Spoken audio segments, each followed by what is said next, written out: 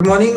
Today we are going to start a new chapter, that is Unit 1, Chapter 2 of your Biology Class 11, that is Biological Classification. इसका मतलब समझते हैं, ठीक है ना। डिफरेंट कैरेक्टर्स और एक दो मॉर्फोलॉजिकल कैरेक्टर के बेसिस में क्या होता है। देखो, जनरली इंडियन फैमिलीज में क्या होता है, अगर शादी करना हो पुराने जमाने में चल जाओ, 1940s के टाइम में चल जाओ, ठीक है, तो एक ही मॉर्फोलॉजिकल कैरेक्टर देखना है। लड़का का शादी करवाना है तो कोई एक लड़की देखना है, बस। It should be a girl.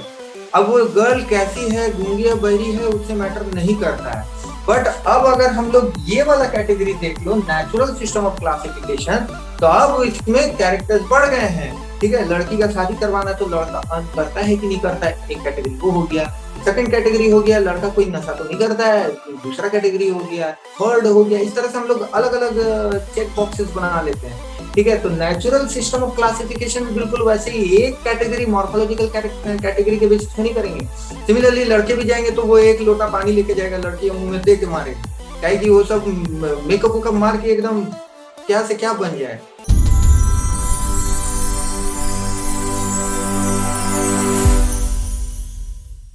Good morning.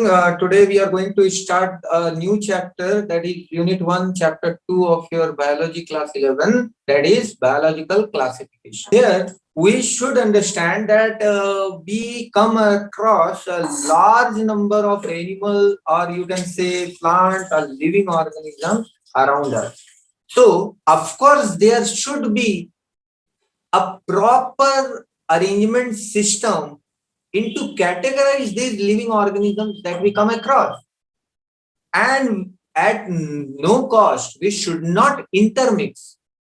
इसका मतलब क्या हुआ कि एक प्रॉपर अरेंजमेंट सिस्टम होना चाहिए कि प्लांट को प्लांट के कैटेगरी में, एनिमल को एनिमल के कैटेगरी में, और अदर ऑर्गेनिज्म जिनको हम नेकेड आई से देख भी नहीं सकते हैं उनको भी एक प्रॉपर कैटेगरी देना चाहिए। एंड कुछ भी हो जाए इनको इंटरमिक्स नहीं करना है, ठीक है, तभी वो एक प्रॉपर क्लासिफिकेशन सिस्टम कहलाएगा। फाइन। तो इस चैप्टर में हम लोग यही देखने वाले हैं कि ये प्रॉपर अरेंजमेंट सिस्टम क्या है। पिछला चैप्टर में हम लोगों ने ये देखा था कि common name versus scientific name, और उस साइंटिफिक नेम को नेम करने का तरीका। देन फिर जो क्लासिफाई हो रहा है कोई भी ऑर्गेनिजम्स को हम लोग एक क्लास में बांट रहे हैं, पर्टिकुलर रैंक में डाल रहे हैं, वो मेथड को देखा था।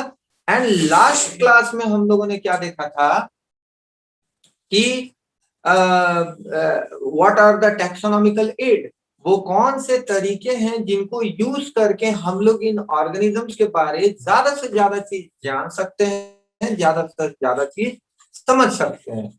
What will be the definition for this biological classification? I have written it for you. It is a scientific procedure. ये क्या है? ये एक scientific तरीका है. Okay? It is not a simple way कि आपने morphologically क्या दे, उसके आधार पे डिवीजन नहीं हो रहा है. It is based on the scientific facts. Okay? So it's a scientific procedure of what? Of arranging organisms. तो ये एक scientific तरीकों को follow किया जाएगा to arrange the organism into certain groups based on their similarities, dissimilarities. Okay, तो एक particular group में हम लोग ढाल देंगे, ठीक है, उसके सिमिलैरिटीज और डिससिमिलैरिटीज के आधार पे।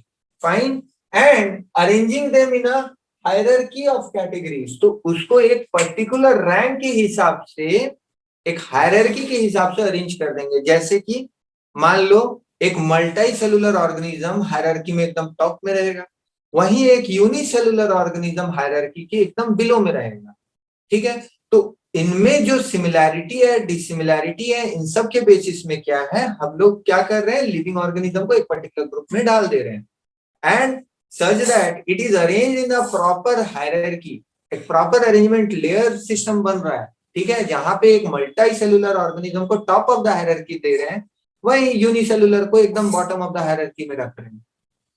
द पॉइंट इज दैट कि जब ऑर्गेनिज्म ओरिजिनेट हुआ होगा वो कहीं ना कहीं एक यूनिसेलुलर और मल्टी सेलुलर के बीच का रहा होगा, देन वहां से फिर वो थोड़ा सा और डेवलप हुआ, देन फिर वो वहां से कहीं से डेवलप होके थोड़ा बाइफरकेशन हुआ, देन अगेन फर्दर बाइफरकेशन हुआ। तो ऐसे होते होते what we can see is the formation of the multicellular organism, formation of multicellular organism right from this basic organism। तो इस तरह का अरेंजमेंट को हम लोग जैसे कि क्या कह रहे हैं, biological classification system. Second question that arises, कि ये तो समझ में आ गया कि बायोलॉजिकल क्लासिफिकेशन क्या है। Now the question arises what is the need of this classification system. यहां समझ में आया कि बायोलॉजिकल क्लासिफिकेशन क्या है, अब हम लोग समझेंगे इसका नीड क्या है, what is the exact requirement. If there is no system of classification that is without any system of classification,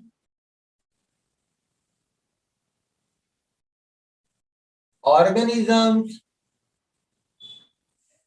cannot be identified।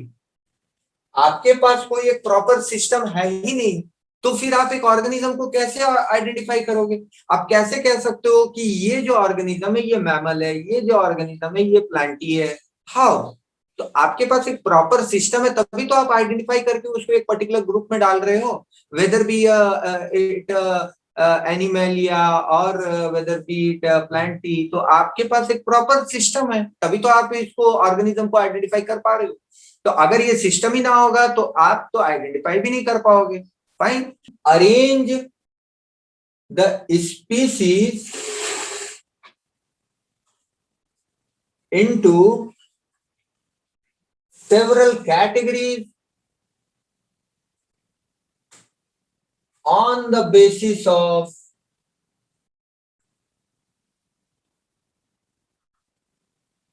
similarities and dissimilarities।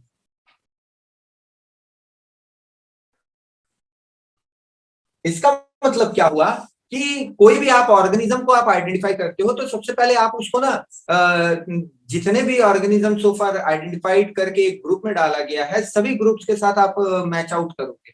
ठीक है, सपोज कीजिए मैंने एक ऑर्गेनिज्म ये आइडेंटिफाई किया and now I am going to match its similarities with that of kingdom Plantae और Animalia.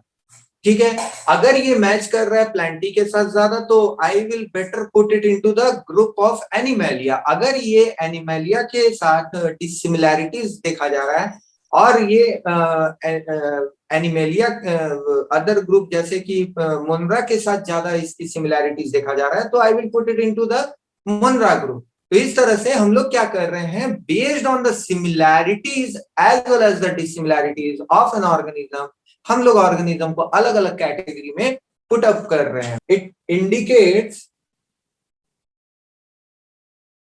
Origin and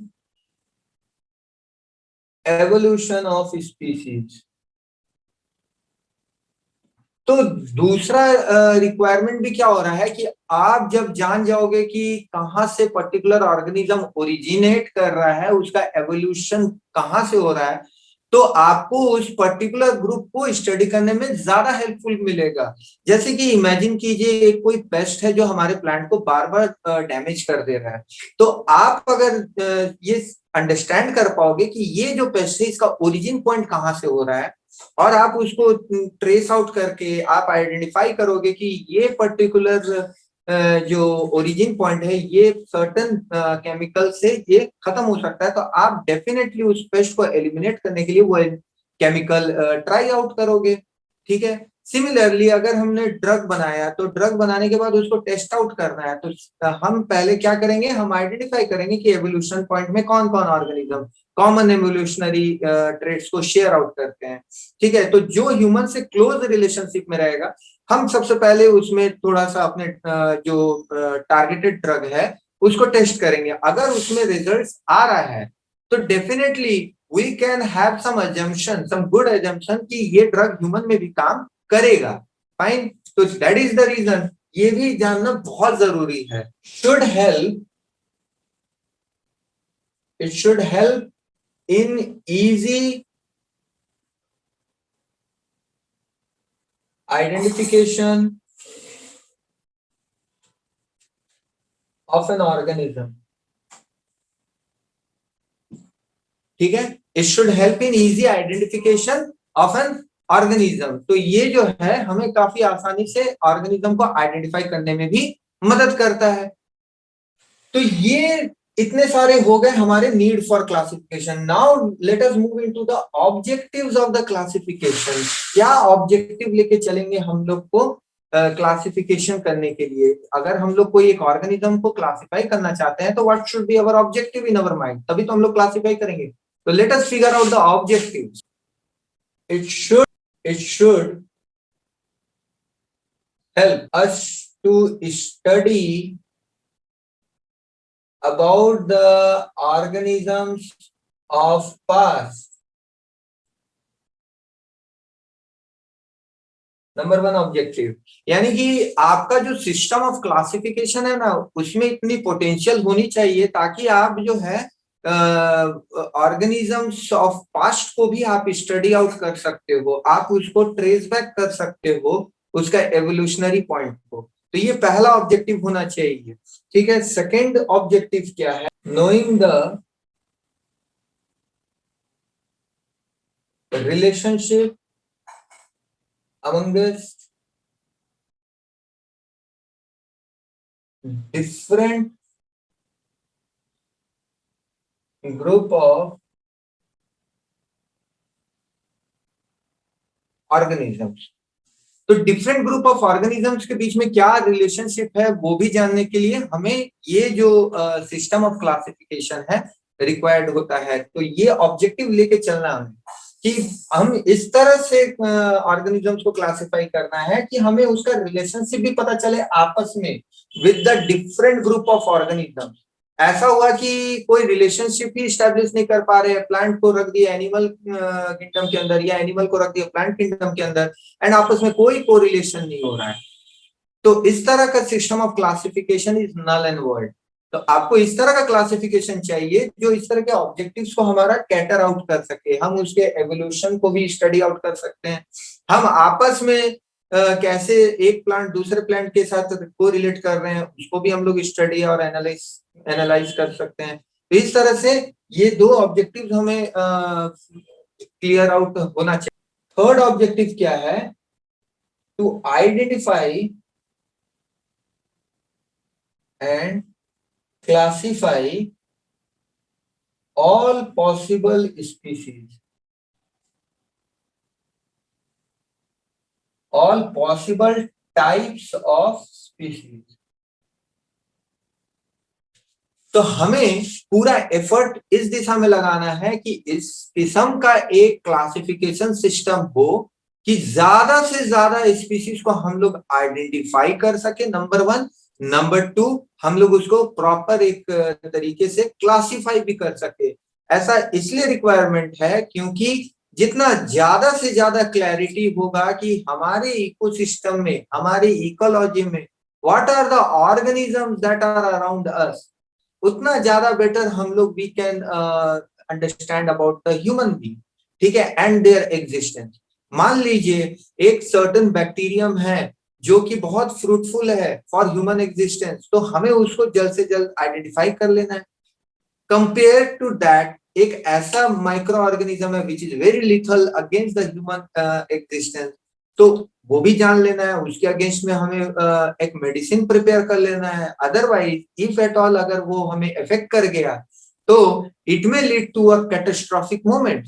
So that is the reason we should give an attempt to classify and to identify as much possible species as we can. Types of classification. So far we have seen what is biological classification. Second, we have seen the need of classification. Third, we have seen the objectives of classification. Now let us move into the different types of classification system.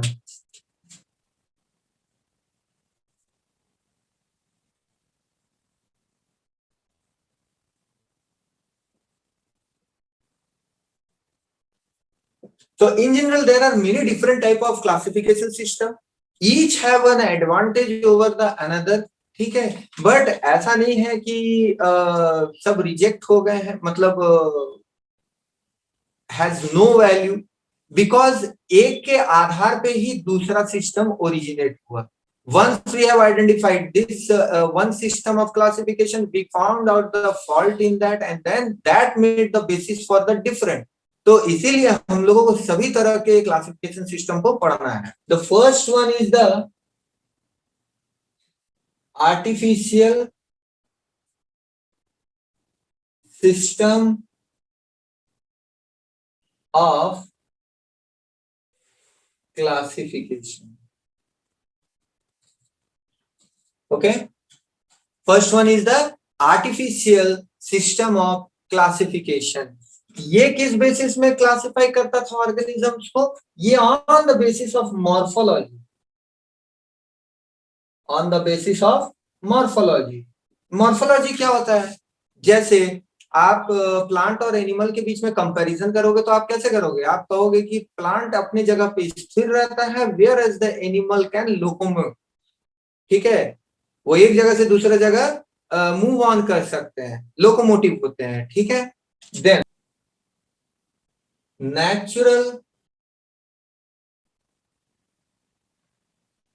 System of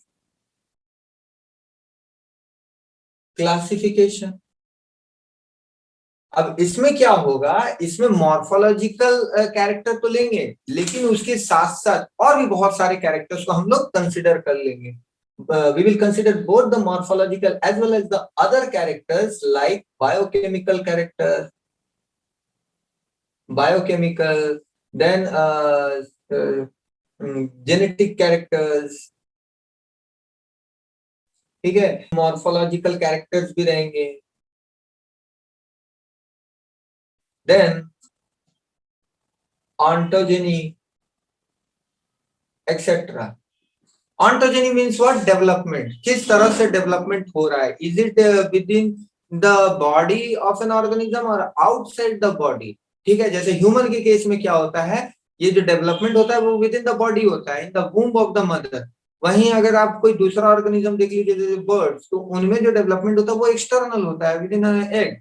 ठीक है, तो इसके basis में ये similarities dissimilarities of the organisms create किए गए। ठीक है, और क्लासिफाई किए गए। सी is phylogenetic system of classification. Now this classification system is based on the records of fossils. ठीक है, रिकॉर्ड्स ऑफ फॉसिल्स। फॉसिल्स के बेसिस में हम लोग इसमें स्टडी करेंगे कि एक ऑर्गेनिजम्स कहाँ से ओरिजिनेट हुआ, कहाँ से वो डिफरेंशिएट हुआ into different type of organism, natural selection इत्यादि। ये सब हम लोग इसमें देखने वाले हैं। लेकिन सभी देखो सिस्टम के कुछ ना कुछ मेरिट डिमेरिट है। ठीक है, सभी सिस्टम के कुछ ना कुछ मेरिट डिमेरिट्स है। Then third is number D is phonetic classification. However, this phonetic classification is also can be considered as a phylogenetic, but इसमें कुछ certain changes लाए गए हैं, कुछ advancements लाए गए हैं, जैसे कि उसके बेसिस में ये डिवाइड हो जा रहे हैं into 4 types।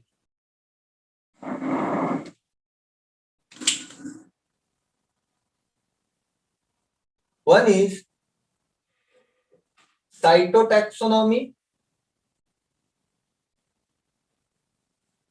second is chemotaxonomy,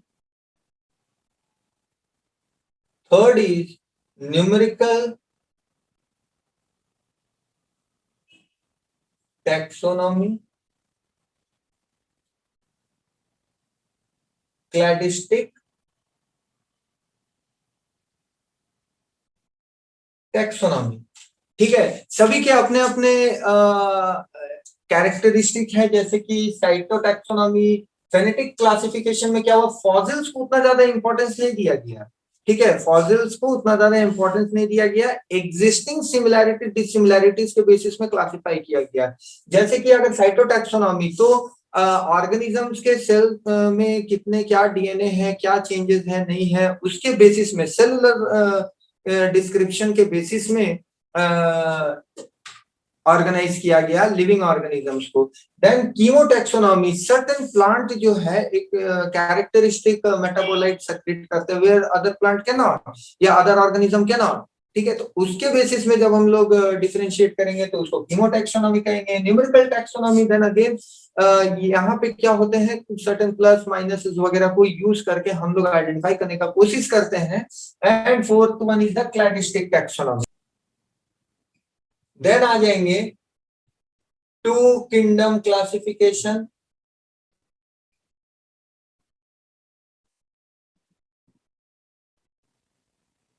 to kingdom classification में क्या हो जाएगा, सिर्फ हम लोग कहेंगे कि प्लांटी या एनिमलिया, यही दो किंगडम है, इसी के बेसिस में हम लोग सबको ग्रुप कर देंगे। लेकिन इसका बहुत बड़ा डिसएडवांटेज है, कुछ ऐसे भी ऑर्गेनिज्म होते हैं जो नीदर प्लांटी या नीदर एनिमलिया है, वो बीच के हैं, क्योंकि ओरिजिन तो वहीं से हुआ था, पहले ही थोड़ी एज अ प्लांट या एनिमल ओरिजिनेट हुए थे ऑर्गेनिज्म। तो उसके केस में क्या, राइट। देन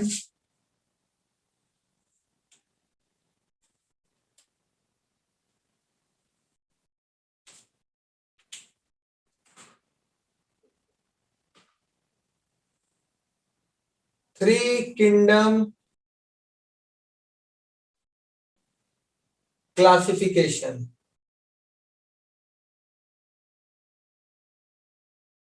तो थ्री किंगडम क्लासिफिकेशन में ये देखा गया कि एक सेपरेट किंगडम क्रिएट किया गया apart from Plantae and animalia, और वो क्या था, किंगडम प्रोटिस्टा। ठीक है, four kingdom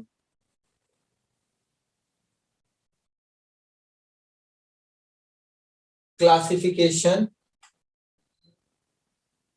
and of course the fifth one is the H, which is five kingdom classification। ठीक है, तो हम लोग देख सकते हैं कि जैसे जैसे कॉम्प्लेक्सिटी और हमारी अंडरस्टैंडिंग ऑर्गेनिजम्स के प्रति बढ़ता गया, हम लोग एक मोर बेटर अप्रोच को फॉलो किए टू क्लासिफाई द ऑर्गेनिज्म। ठीक है, be it two kingdom classification system और थ्री किंगडम क्लासिफिकेशन सिस्टम और फोर किंगडम और फिफ्थ किंगडम क्लासिफिकेशन सिस्टम। अब फिफ्थ किंगडम क्लासिफिकेशन सिस्टम में आते आते हम लोगों ने वायरस को देखा कि वो बिल्कुल बीच बॉर्डर लाइन में पड़ते हैं, इसलिए हम लोगों ने उसको किसी ग्रुप में ही नहीं रखा, उसको एकदम सेपरेट आउट ही कर दिया।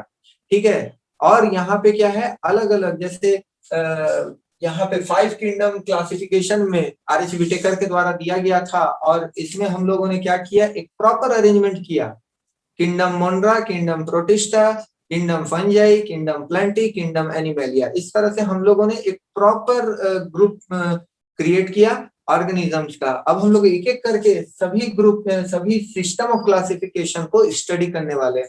होल टुगेदर इतने टाइप्स के क्लासिफिकेशन सिस्टम रहेंगे। इस तरह से हम लोगों ने एक साइंटिफिक अप्रोच फॉलो किया टू क्लासिफाई द ऑर्गेनिज्म। तो number one is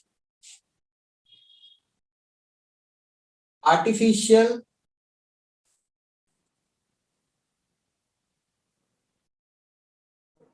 system of classification. Okay, it uses one or more morphological characters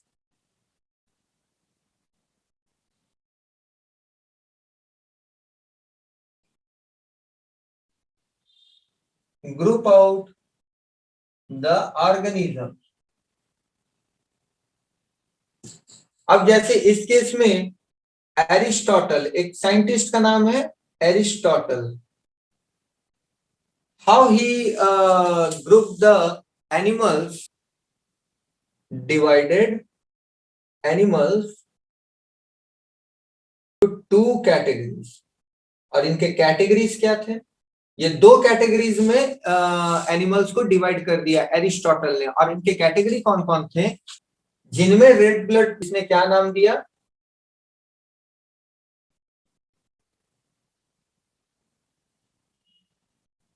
तो जिनमें रेड ब्लड अवेलेबल थे, जिन एनिमल्स में, एरिस्टोटल ने उन्हें इनाइमा कहा। ठीक है, इनाइमा का मतलब क्या हुआ, उनमें रेड ब्लड प्रेजेंट थे। और जिनमें रेड ब्लड नहीं थे उनको क्या बोला गया, एनाइमा, विदाउट रेड ब्लड। तो इस तरह से हम लोग देख सकते हैं कि एरिस्टोटल ने एनिमल्स को कैसे दो कैटेगरी में डिवाइड कर दिया। एक कैटेगरी हो गया जिनमें रेड ब्लड अवेलेबल थे, और एक कैटेगरी हो गया जिनमें रेड ब्लड अवेलेबल नहीं थे। ठीक है, तो अब जो एनिमल में रेड ब्लड अवेलेबल थे उनको इनाइमा कह दिया, और जिनमें रेड ब्लड अवेलेबल नहीं था उनको एनाइमा कह दिया। ठीक है, लेकिन इसमें तो कंफ्यूजन है ना जी, खाली इसके बेसिस में तो हम ऑर्गेनिजम्स को सेपरेट आउट नहीं कर सकते हैं, है ना। तो हैबिटेट को भी लेकर ऑर्गेनिजम्स को क्लासिफाई किया एरिस्टोटल ने, हैबिटेट के बेसिस में भी ऑर्गेनिजम्स को क्लासिफाई किया।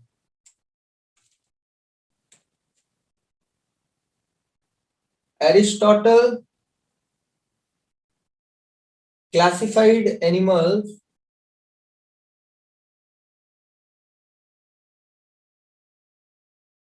on the basis of their habitat। Habitat मतलब जहां वो एनिमल्स एक्चुअली में रहते हैं उनको हैबिटेट कहते हैं। एक्वाटिक, अब एक्वाटिक जैसे हो गया फिश और वेल। ठीक है, देन हो सकते हैं एरियल। एरियल में क्या आ सकते हैं, बर्ड्स एंड बैट्स। और क्या हो सकता है, टेरेस्ट्रियल। अब इसमें क्या हो सकता है, रेप्टाइल या फिर कैटल। अब सभी ग्रुप में आप देख सकते हो, एक्वाटिक में फिश और वेल मैंने कंसिडर किया, दोनों फिश और वेल जो है वो पानी में रहता है, लेकिन क्या दोनों एक ही ग्रुप के अंदर आएगा, एक ही ये के अंदर आएगा, नहीं, क्योंकि वेल एक मैमल है, फिश जबकि मैमल नहीं है।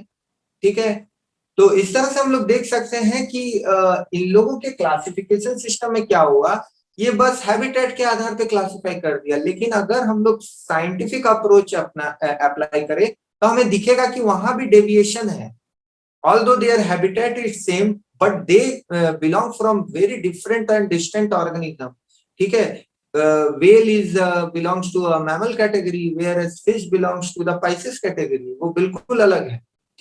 Similarly aerial, birds and bats, तो बर्ड्स हो गया एव कैटेगरी, वही बैट्स क्या हो गया, मैमल कैटेगरी। तो इन लोगों के क्लासिफिकेशन सिस्टम में वो साइंटिफिक अप्रोच नहीं था, साइंटिफिक टेम्परामेंट नहीं था, बस वो हैबिटेट या फिर जो मॉर्फोलॉजिकली जो आपको नॉर्मल आंखों से दिख रहा है उसके बेसिस में डिवाइड आउट कर दिया। Let us figure out the drawbacks of this system. सबसे पहला तो डू नॉट स्टडी होमोलॉजी। ठीक है, रिलेटेडनेस ऑफ एन ऑर्गेनिजम्स को स्टडी नहीं किया जाता है। एक distant organism from different community को पुट अप कर देगा एक, और जो बहुत क्लोजली रिलेटेड है उसको सेपरेट आउट कर देगा दूसरे में। जैसे कि मैंने कहा था ना, वेल एक मैमल है, लेकिन उसको हम लोग कैटेगराइज कर दिया कि वो वाटर में रहने वाले ऑर्गेनिज्म है, तो यही दिक्कत हो रहा है। नो क्लियर कट एवोल्यूशनरी, तो कोई भी ऑर्गेनिज्म का एक क्लियर कट एवोल्यूशनरी लाइन नहीं है। मतलब कोई एक ऑर्गेनिज्म कहां से ओरिजिनेट कर रहा है, वो हु इज द एंसेस्टर, ये पता ही नहीं चल पा रहा है। ह्यूमन का अगर हम लोग एंसेस्टर का बात करेंगे तो वो एप्स है। ठीक है, लेकिन ये जो आर्टिफिशियल सिस्टम ऑफ क्लासिफिकेशन है उसमें वो चीज का अंदाजा हमें नहीं लग रहा है। डिस्टेंट ऑर्गेनिजम्स को हम लोग पुट अप कर दे रहे सेम ग्रुप में।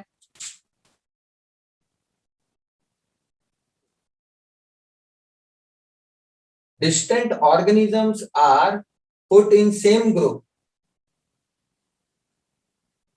Example, birds, bats and insects।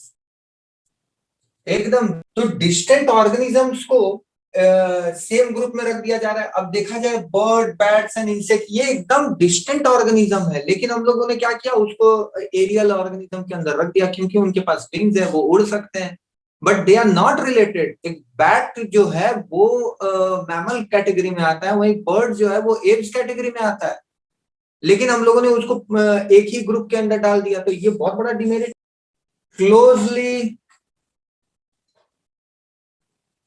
related organisms are put in separate group.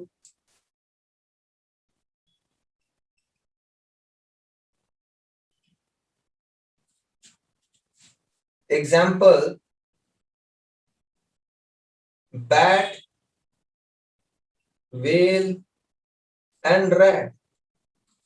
All three are closely related organism. Bat बोलिए, whale बोलिए, rat बोलिए, all three are closely related organism. क्यों? Because all three are actually belonging from a mammal category. लेकिन हम लोगों ने उसको क्या किया, in this artificial system of classification, उसको तीन अलग अलग कैटेगरी में डाल दिया। एक हो गया टेरेस्ट्रियल एनिमल, एक हो गया एक्वाटिक, और एक हो गया एरियल। लेकिन ये तीनों ही रिलेटेड ऑर्गेनिज्म है, all three are the mammals, ठीक है, तो अलग एक कैटेगरी हो गया। तो after going through the artificial system of classification, जो कि मॉर्फोलॉजिकल ग्राउंड में सेपरेट आउट किया था ऑर्गेनिज्म को, now we are going to consider the second one, which is the natural system of classification. Natural system of classification. What is this natural system of classification? Fine. ये natural system of classification क्या है ये समझिए। जिस तरह से artificial system में हम लोग एक दो मॉर्फोलॉजिकल कैरेक्टर लिए थे, इसमें several different characters will be considered. Different characters will be considered.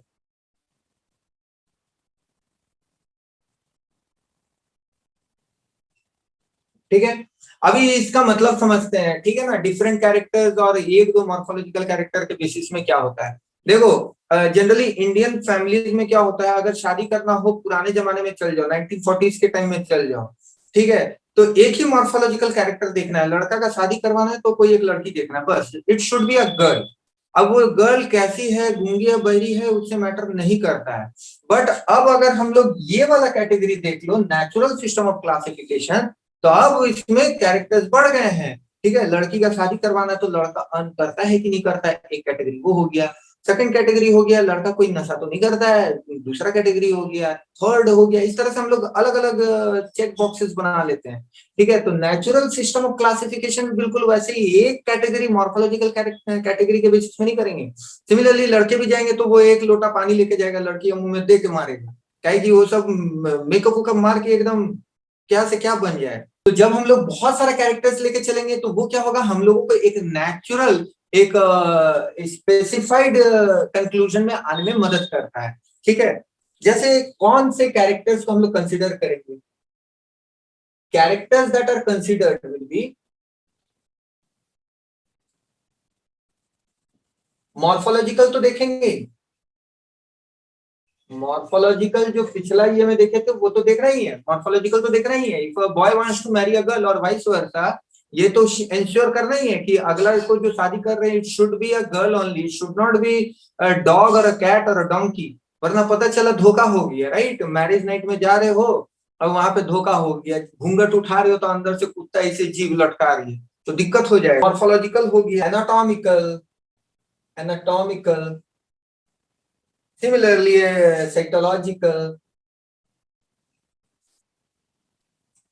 cytological, then ontogeny or development,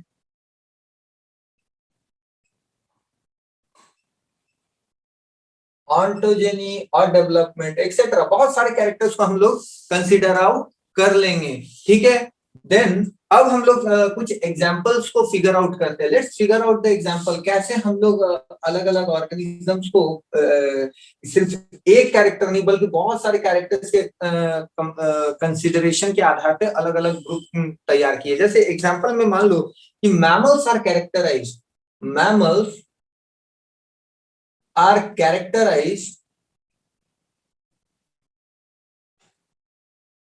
by अब देखेंगे कौन व्हाट आर द कैरेक्टरिस्टिक्स जो हम लोग कंसिडर करेंगे मैमल्स को कैरेक्टराइज करने के लिए। सबसे पहला कैरेक्टर्स क्या ले लेंगे, प्रेजेंस ऑफ मेमोरी ग्लैंड। ठीक है, mammary gland are basically dealing with the production of milk in mammals, इसीलिए बोला जाता है मैमल्स। ठीक है, नाम मैमल इसीलिए पड़ा क्योंकि उनमें मेमोरी ग्लैंड प्रेजेंट होता है, और memory gland is basically related with the production of the milk in the this group. Okay, लेकिन जरूरी नहीं कि अब आप कंसिडर कर लोगे चमगादड़। अब चमगादड़ में कहाँ से मिल्क प्रोडक्शन होगा भाई, है ना, दिक्कत है। तो ये चीज जो है हम लोग कंसिडर करेंगे। देन उसके बाद हेयर। ठीक है, तो जहां मैमल होगा वहां हेयर होगा। ठीक है, कोई कोई लड़का लोगों को देखो तो एकदम भालू दिखेगा। ठीक है, कुछ गर्ल्स के भी केस में क्या होता है, एकदम दाढ़ी मूछ सब आ जाएगा। कोई मूवी में भी देख रहे तो उसमें पूरा एकदम हीरोइन का ये में हेयर आ रखा है, तो वो मैमल का कैटेगरी को दर्शाया जा रहा है। ठीक है, अब जरूरी नहीं कि सभी केस में हेयर हो। अब वेल देख लो तो उसमें हेयर नहीं है, लेकिन क्या है, well is giving birth to young baby, right. तो बैट के केस में, चमगादड़ के केस में देख लो, उसके बॉडी में हेयर्स होते हैं। ठीक है, तो ये चीज है। वीवी पैरी। ठीक है, वीवी पैरी एक कंडीशन क्या है, that developing the young one into the womb first. ठीक है, पहले डेवलपमेंट हो जाएगा, then the young one will be given birth outside. Young one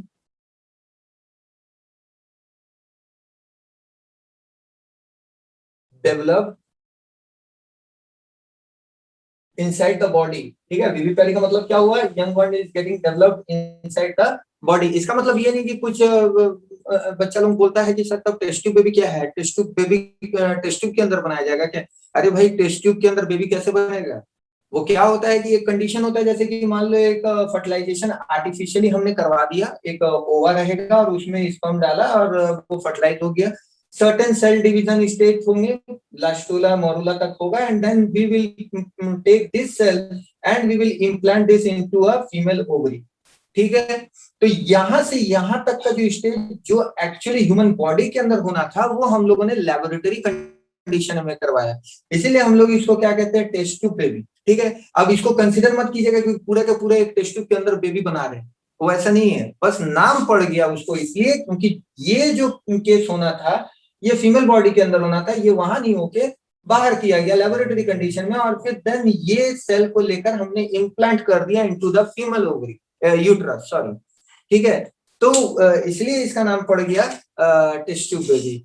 So nothing related with development of a baby inside test tube thing। ठीक है, please इसको आप लोग कंसिडर मत कर लेना, नहीं तो बच्चा लोग भी एकदम फैंटेसी वर्ल्ड में जीता है। और क्या हो सकता है, फोर्थ चेम्बर्ड हार्ट प्रेजेंट रहेगा।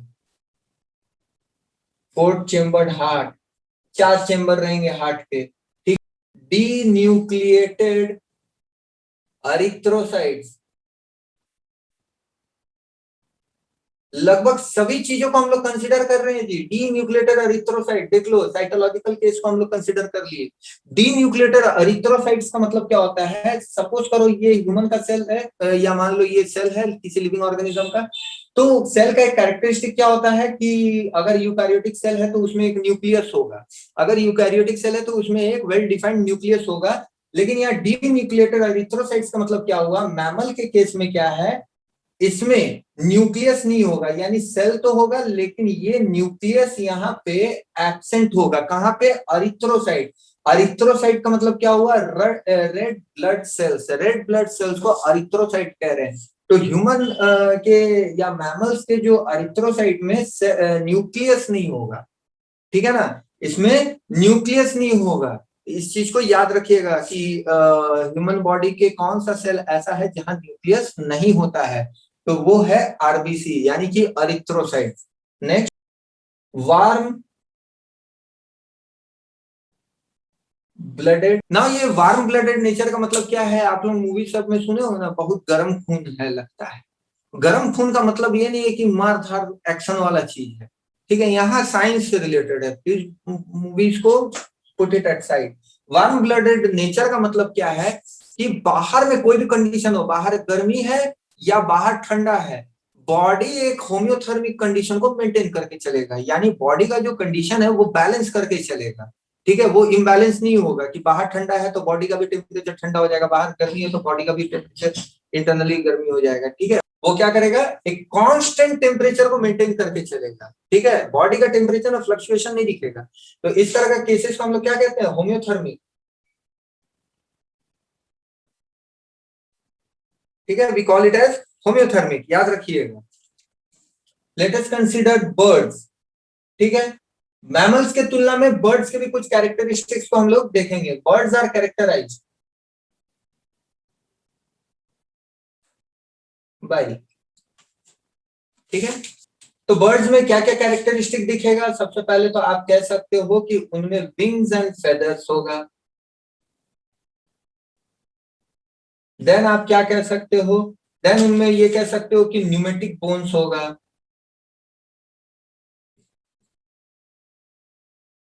ये न्यूमेटिक बोन्स क्या होता है, न्यूमेटिक बोन्स का मतलब होता है हॉलो बोन। बर्ड के केस में क्या होता है ना, उनके बोन हॉलो होते हैं, अंदर से खोखला होता है। ठीक है, शादी पार्टी में देखिएगा, ये गांव के ताऊ जी लोग जो होते हैं ना, एकदम चिकन बैठेगा तो अंदर से एकदम सुर सुर करके एकदम फूंकी मार मार के चिकन को खाता है।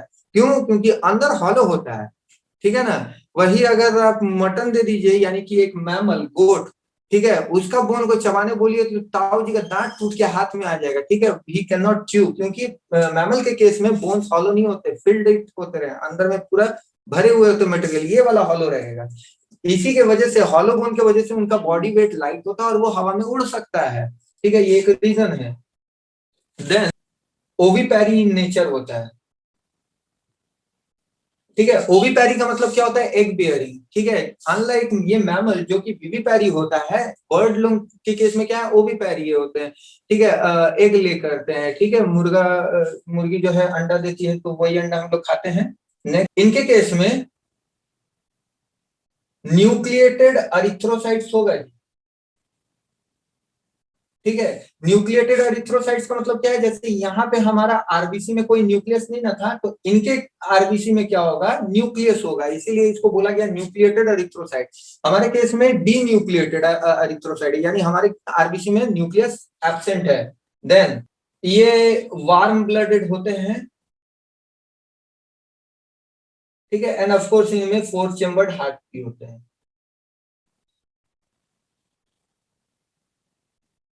तो ये हमने कैरेक्टर्स देख लिया बर्ड्स, ये कैरेक्टर देख लिया मैमल, इतने सारे कैरेक्टर्स हम लोगों ने अलग अलग चीजों को कंसीडर किया, morphological, anatomical, cytological, ontogeny, development, ये सब कैरेक्टर्स को हम लोग कंसीडर किए। अब एक और देख लेते हैं quickly, late us quickly consider one more, and that is fishes. Late us consider the case of fishes. तो फिशेस के केस में क्या क्या कैरेक्टर्स लेंगे वो अब हम लोग देख लेते हैं। ठीक है, सबसे पहला क्या होगा फिशेस के केस में, नो लिम्स। लिम्स तो होगा नहीं उनमें, और क्या हो सकता है, लिम्स के बजाय उन लोगों में क्या होता है, फिन्स। ठीक है, फिन होगा। ठीक है, और क्या हो सकता है, बॉडी कवर्ड विथ स्केल्स। ठीक है, स्केल्स से कवर रहते हैं। आप लोग अगर कभी फिश देखे हो तो कैसे उसका छिलका रहता है, अंदर स्केल्स रहते हैं, तो वो स्केल्स से पूरा बॉडी एकदम कवर्ड रहता है। अनलाइक हमारे जैसा ऐसा स्किन नहीं होगा, उनके केस में स्केल्स होते हैं। ठीक है, then what else thing are there, ये लोग जैसे ये लंग से रेस्पायर करता है, the respiration is through gills. ठीक है, गिल्स का सहायता लिया जाता है रेस्पिरेशन के लिए फिशेस के केस में। नाउ हार्ट जहां यहाँ पे हम लोगों ने देखा फोर चेम्बर्ड है, इनके केस में टू चेम्बर्ड हार्ट होते हैं फिश के केस में, याद रखिए, to chambered heart. Because of this to chambered heart only, इनमें क्या होता है, ऑक्सीनेटेड एंड डीऑक्सीनेटेड ब्लड का थोड़ा सा मिक्सअप देखा गया है। ठीक है, देन कोल्ड ब्लडेड। ठीक है, कोल्ड ब्लडेड। ठीक है, अब गांव में क्या होता है, बच्चा लोग में आपस में लड़ाई झगड़ा हो जाता है तो, और अगला जना बोलता है गांधी जी के सिद्धांत को फॉलो करते हुए बोलता है कि नहीं हम लड़ाई नहीं करेंगे, तुमने एक गाल में मारा हम दूसरा बढ़ा देते, वहां भी मार के शांत हो लो, तो अगला जना क्या बोलेगा, इसका खून है ठंडा पड़ गया। तो दिस कोल्ड ब्लडेड का कोई कोरिलेशन वहां से नहीं है। यहाँ पे कोल्ड ब्लडेड रिलेशन को let us study from the science point of view. Cold blooded animal का मतलब क्या हो रहा है कि अगर बाहर का टेम्परेचर हाई हो रहा है ना, तो ये भी अपना बॉडी टेम्परेचर को थोड़ा हाई कर लेगा, और अगर बाहर का टेम्परेचर थोड़ा लो हो रहा है तो ये भी अपना बॉडी टेम्परेचर को थोड़ा सा लो कर लेगा। अनलाइक ह्यूमन बीइंग या अनलाइक मैमल जो कि कांस्टेंट बॉडी टेम्परेचर मेंटेन रखता है, बाहर भले हाई लो क्या हो रहा है डजंट मैटर, ठीक है, इसलिए ये लोग होम्योथर्मिक कहलाता है, and these people are called as ओकिलियोथर्मिक।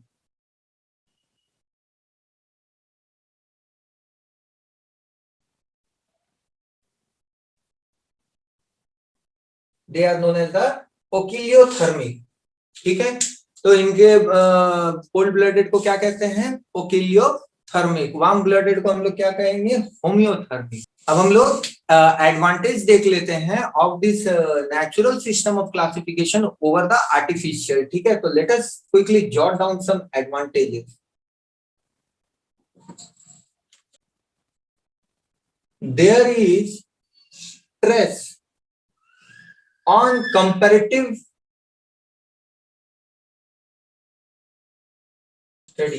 तो हम लोग देखे हैं कि काफी ज्यादा हम लोगों ने कंपैरिजन किया अभी, मैमल्स बर्ड्स एंड फिशेस में हम लोगों ने कितना बढ़िया से कंपैरिजन करके देखा।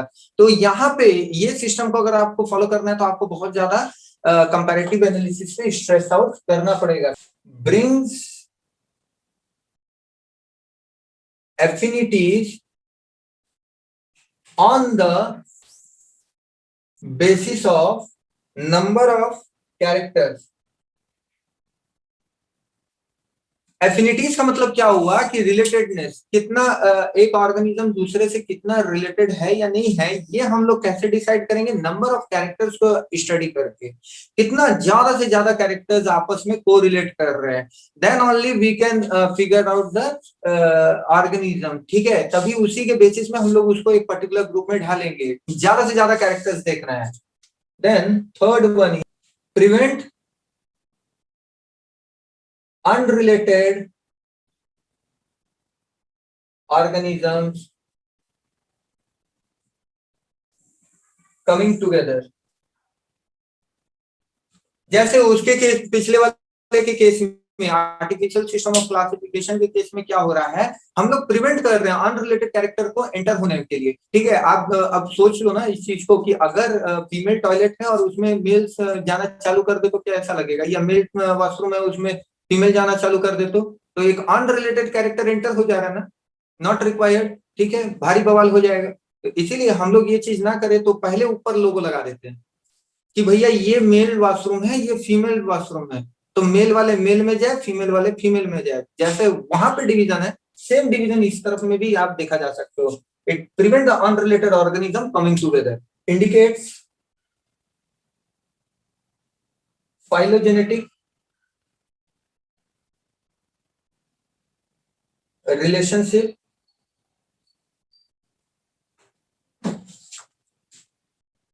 and origin of different taxa. तो एक टैक्सा कैसे रिलेटेड है दूसरे से और उसका ओरिजिन पॉइंट क्या है, ये भी हम लोग इस नेचुरल सिस्टम ऑफ क्लासिफिकेशन में स्टडी करते हैं। ठीक है, जो कि हम लोगों ने कहीं ना कहीं आर्टिफिशियल सिस्टम ऑफ क्लासिफिकेशन में स्टडी आउट नहीं किया था। That's all for today's class. In next class we are going to proceed our discussion further. हम लोग बाकी सिस्टम ऑफ क्लासिफिकेशन भी देखेंगे। Till that time have a great day.